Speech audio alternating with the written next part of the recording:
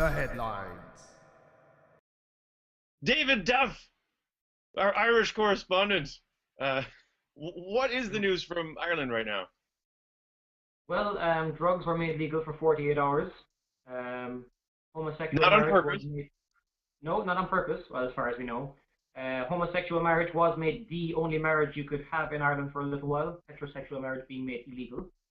And in concurrence with drugs and the homosexual marriage thing happening, the GDP rose by 4.8%, which was So there's some connection between GHB and GDP. yes, I would think so. Both of them have a good ring to them when they're being used in positive terms. And did you say, and what was the cause of this? It was translating from Gaelic to English? No, that was with the gay marriage thing. With regards to the Drugs Act, what actually happened was there was amendments to the 1977 Act, ministerial amendments, which were not technically legal. So the drugs that were added on since 1977 and made illegal didn't count. So basically, every drug since 1977 that was added under this act was actually technically legal. And so March 17th is next week. Or is yeah, this? I know.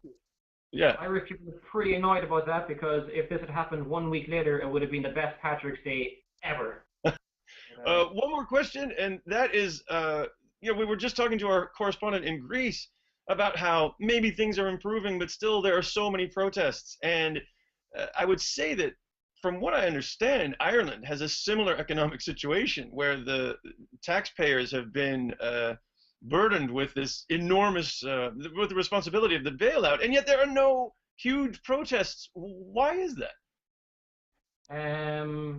I think because everyone knew this drug thing was coming up, they were kind of, looking forward to it. They said, yeah, we'll have a good time with that. But no, the real reason I think is because Irish people are kind of, what's the word, lazy, I suppose. We like to complain and we don't really like to do a lot. We're in a pub having our pints.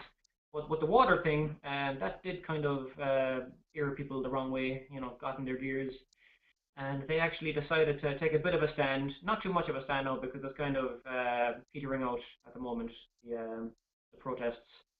But I know there was worry that if they would tax the water, then there would be no more washing or flushing. I think, well, that was one thing.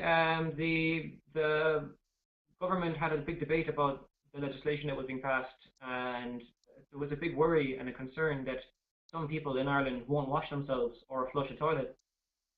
Now, being from Ireland and living with my father for so long, I've seen people that do that, so it's not really that much of an issue.